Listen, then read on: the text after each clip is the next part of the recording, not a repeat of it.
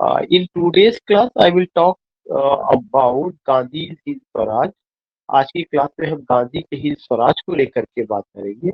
ये बहुत ही important book है जो यूपीएससी का जो syllabus Uttar Pradesh higher education service commission specially जो उन्होंने syllabus for assistant professor they have prescribed वो भी उसमें है। इसके अलावा ये जो है आपका in different universities this book is in syllabus especially in Kanpur University you can see it in BA third year even I think in Raju Bhaiya University or Allahabad State University it's also prescribed there. तो Gandhi's concept of Hind Swaraj एक उन्होंने किताब लिखा था उसको लेकर के हम बात करेंगे and sharing with you PDF file. uh, I think it's visible.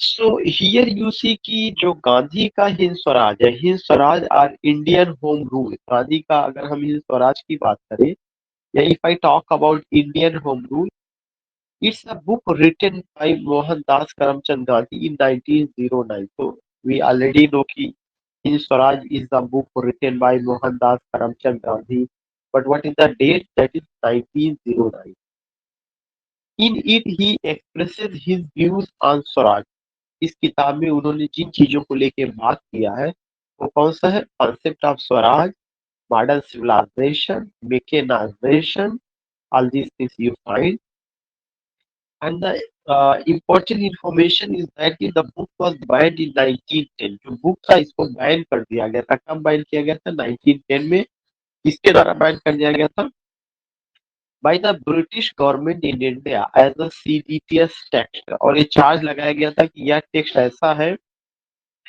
जिसमें राजद्रोह की बातें की गई है उसी से सीडिशन नाउन बना है जो राजद्रोह का केस लगाया जाता है या किसी पर specially you can justice see Kanhaiya Kumar के ऊपर कैसे ऑल दिस थिंग तो सीडिशन का केस लगा हुआ था तो I would like to again explain here कि in this class we are covering Hind Swaraj it's a book written by whom it's a book written by Mohandas Karamchand Gandhi it was written in 1909. And in this book, Gandhi ji expresses his views on Swaraj, modern civilization, mechanization, and the book was banned in 1910 by the British government in India. Why it was banned? It was banned as a CDTS text. इसको ban जो किया गया था क्यों किया गया था CDTS text की वजह से what do you mean by CDTS text it's a text जिसमें कि बहुत सारा राजद्रोह का चीजें शामिल थी इस वजह से इसको बैन किया गया था CDTS text. Next one I would like to tell you कि if you go with the background, you see what Mohandas Gandhi wrote this book in his native language Gujarati. एक तो क्वेश्चन यही पूछा जाएगा कि मोहनदास गांधी जी ने इस किताब को किस लैंग्वेज में लिखा है गुजराती में उन्होंने लिखा हुआ है।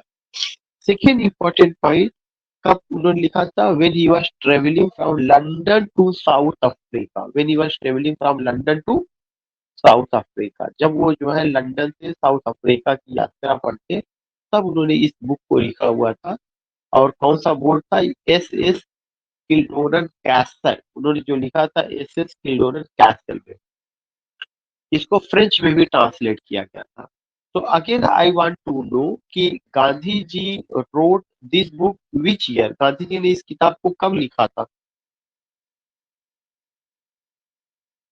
या Yeah,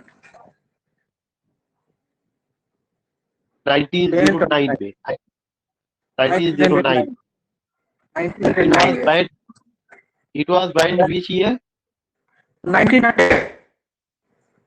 it was banned in 1910 उन्होंने इसको 1909 में लिखा 1910 में बैन कर दिया गया and Gandhi ji wrote this book while travelling from London to South Africa जब वो लंदन से साउथ अफ्रीका की ट्रेवलिंग पर थे तब उन्होंने इस किताब को लिखा हुआ था and it was also translated in French now you see कि इसमें क्या क्या मेन बात है यही से क्वेश्चन कुछ और बन सकता है एक तो क्वेश्चन यही बनेगा 1909 में लिखा कब बैन किया गया 1910 में बैन किया गया। क्यों बैन किया गया? ये कहा गया कि it is a seditious text या सीडीटीएस टेक्स्ट है। Seditious text is a text in which there is something against the sovereignty of nation, जिसमें राष्ट्र की संप्रभुता के खिलाफ बात की गई हो, that is the text.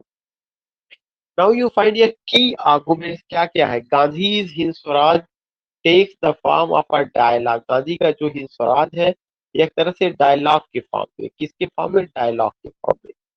It's in the form of a dialogue between two characters, और किसके बीच में? दो कैरेक्टर्स के बीच में। तो जो गांधी का हिंद स्वराज है, it is in the form of a dialogue between between two characters, दो कैरेक्टर्स के बीच में।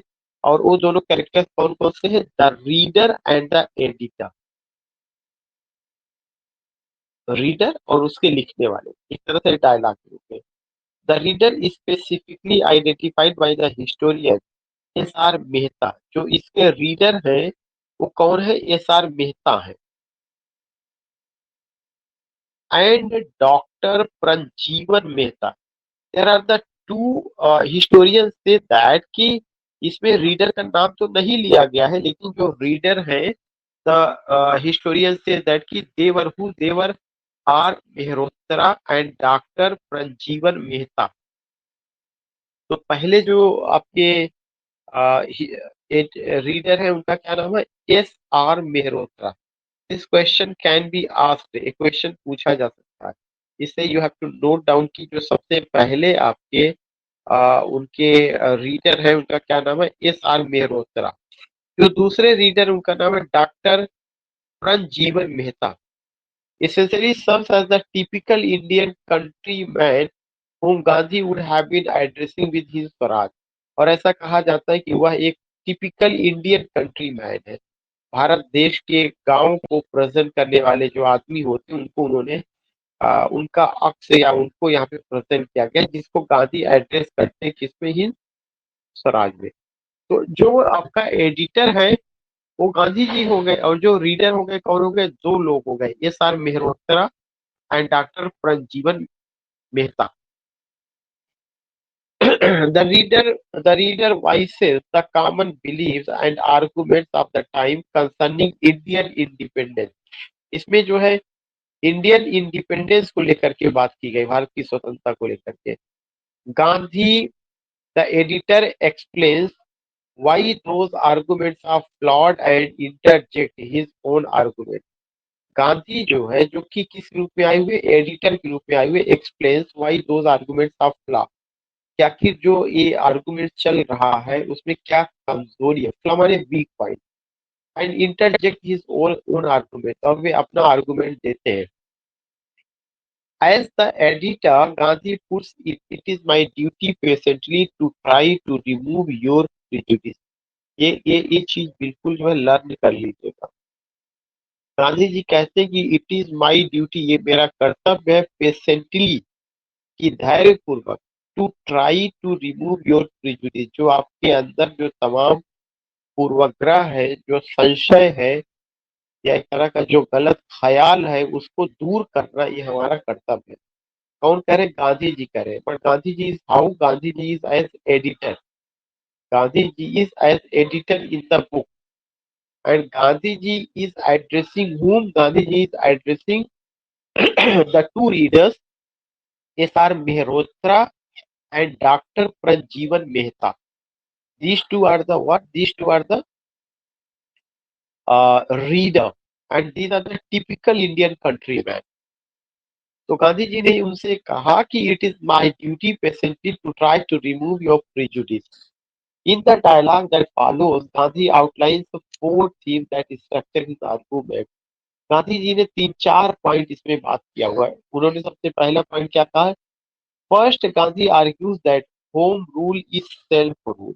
एक पॉइंट गांधी जी ने जो सबसे पहला पॉइंट बताया वो क्या है? Home rule means self rule.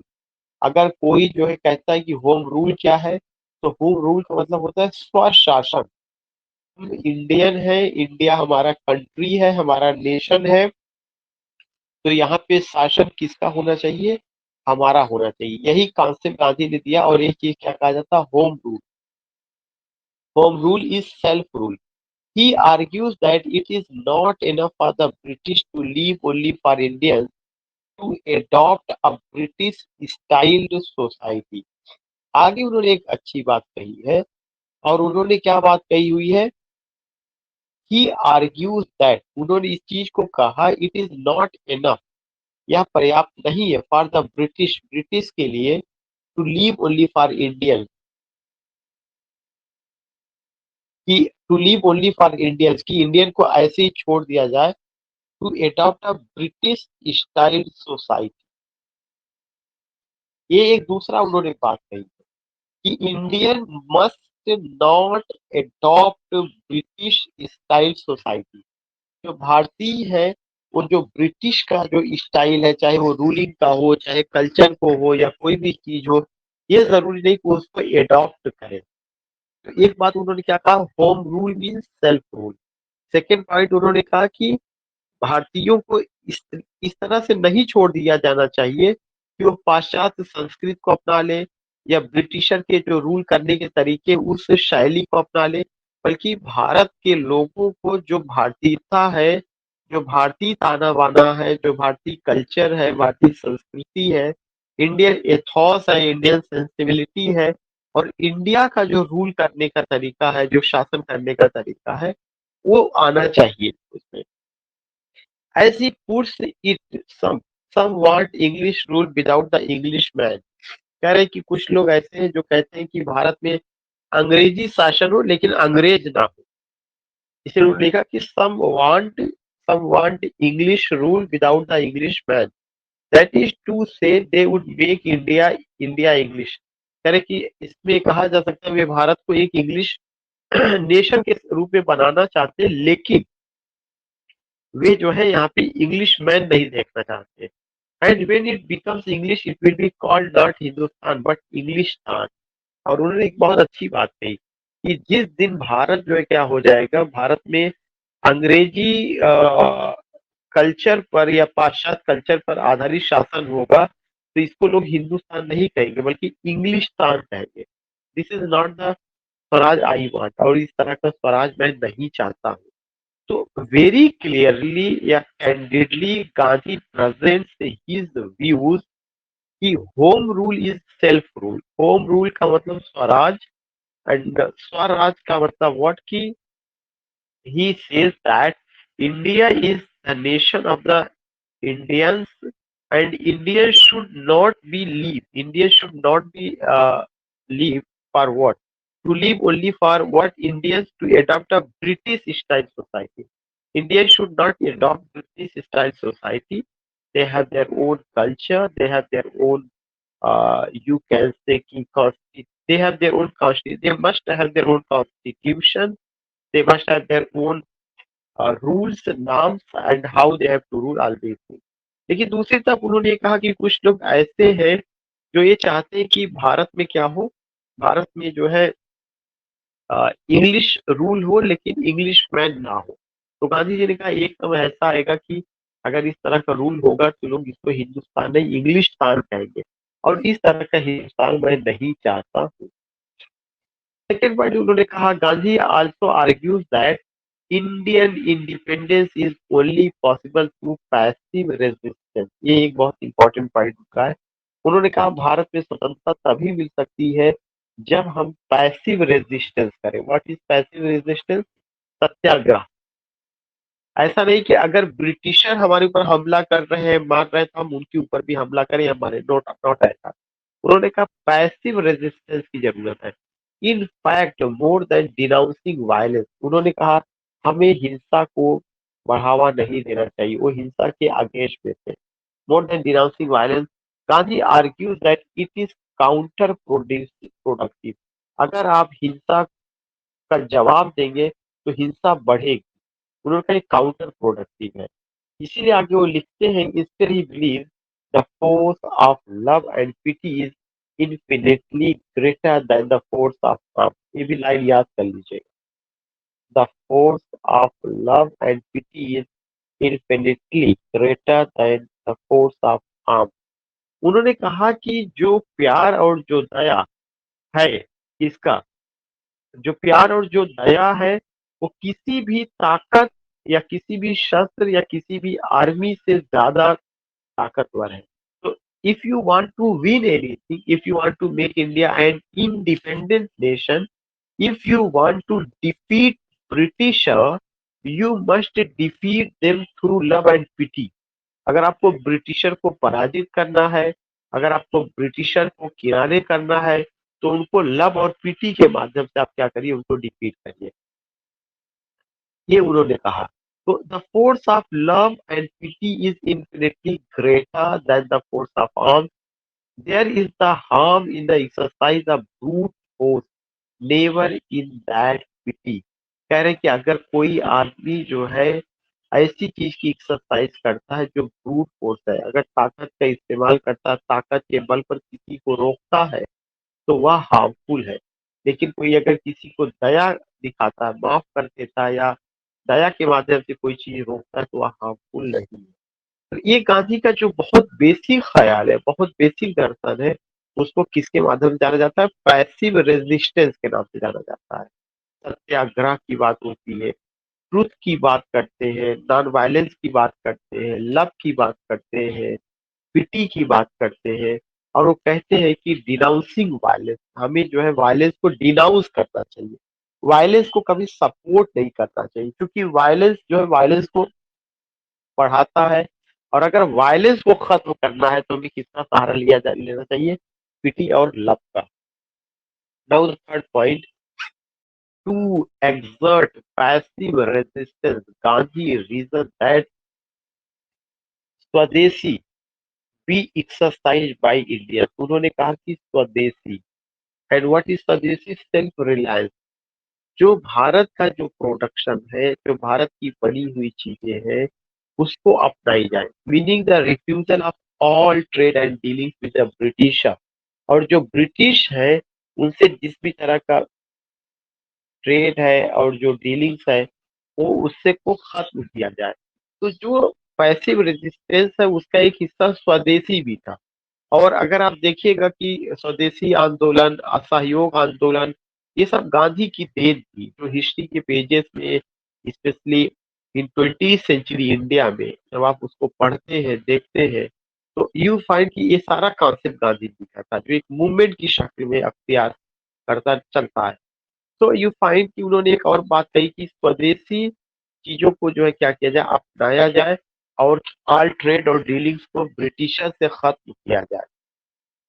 He addresses the English when he states, वो इंग्लिश मैन को एड्रेस करते हैं, if you do not concede our demand, we shall be no longer your petitioner. कह रहे कि अगर आप हमारे डिमांड पर विचार नहीं करते हैं, तो मैं जो है क्या करूंगा, पिटिशनर नहीं बनूंगा। पिटिशनर का मतलब कि याची बन करके मैं नहीं रहूंगा, मैं आपसे दया की भीख मांगूंगा। You can govern us only so long as we remain the govern. आप हमारे ऊपर तभी तक रूल कर सकते हैं जब तक हम जो है रूल कर, जब तक हम चाह रहे हैं। You can govern us only so long as we remain the govern, we shall no longer have any dealing with you. आने वाले समय में हम आपके साथ कोई डील नहीं करेंगे। Gandhi makes N intriguing argument here, if the British want India for trade, remove trade from the equation. देखिए ये चीज है, इसमें अगर आप देखिएगा तो बहुत बड़ी बात गांधी जी ने कही हुई है। इसीलिए कहा जाता है गांधी के जो विचार है उसमें इकोनॉमिक्स भी नजर आता है। एंड आज के समय में यू फाइंड, कैसे, how do you find economics? जब आप ये कहते हैं कि चाइना के बने हुए सामानों का बहिष्कार करेंगे, जब आप ये कहते हैं कि सब सारा प्रोडक्शन इंडिया में होना चाहिए, make in India, made in India, जो आज के गवर्नमेंट का भी कॉन्सेप्ट है, गांधी जी ने भी स्वदेशी का कॉन्सेप्ट दिया था।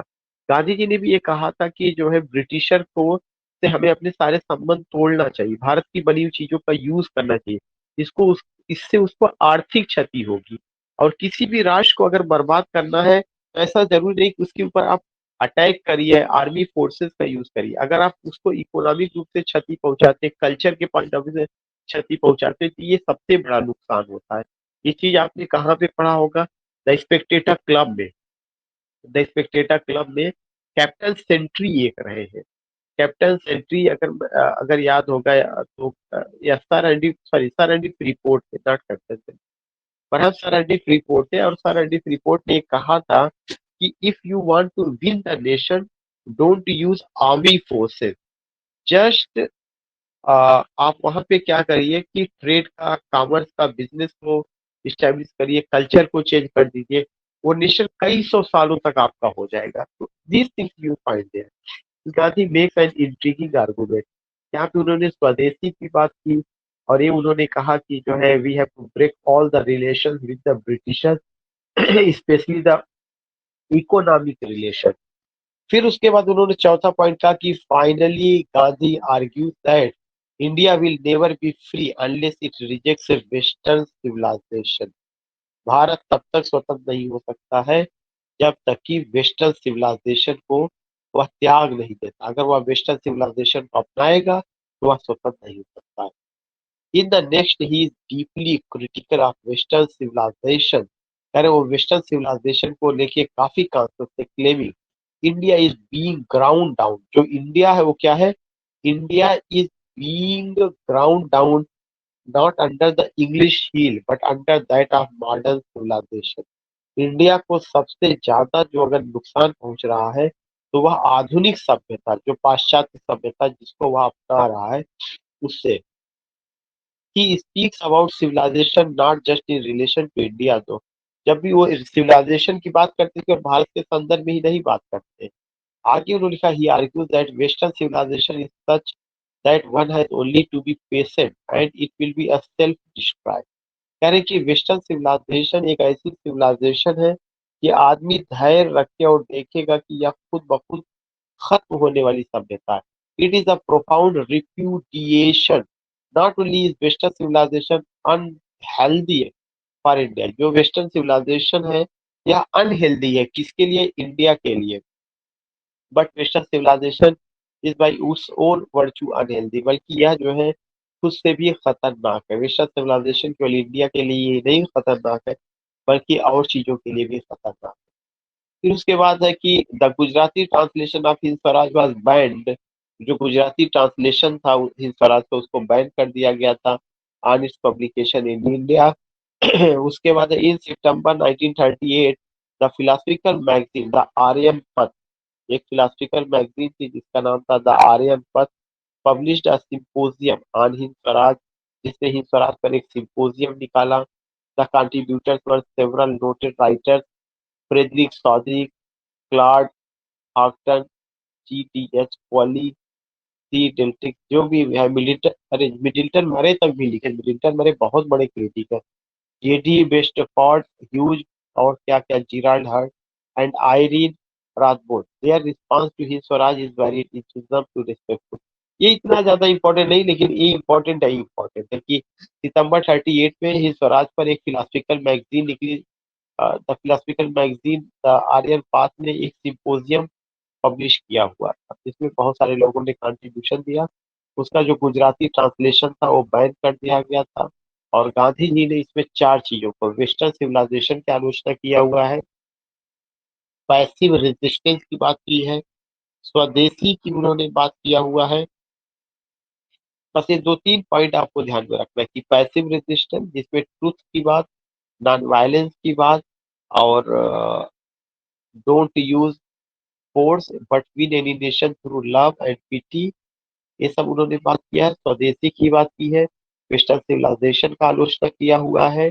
उसके बाद आपने ये देखा है कि यह जो बुक है यह डायलॉग फॉर्म में है, किसके किसके बीच है? रीडर और एडिटर के बीच में। एडिटर खुद गांधी है, रीडर आपके दो है, आर मेहरोत्रा है और डॉक्टर जीवन मेहता है। All this things. So I think now you got it, nothing to say more.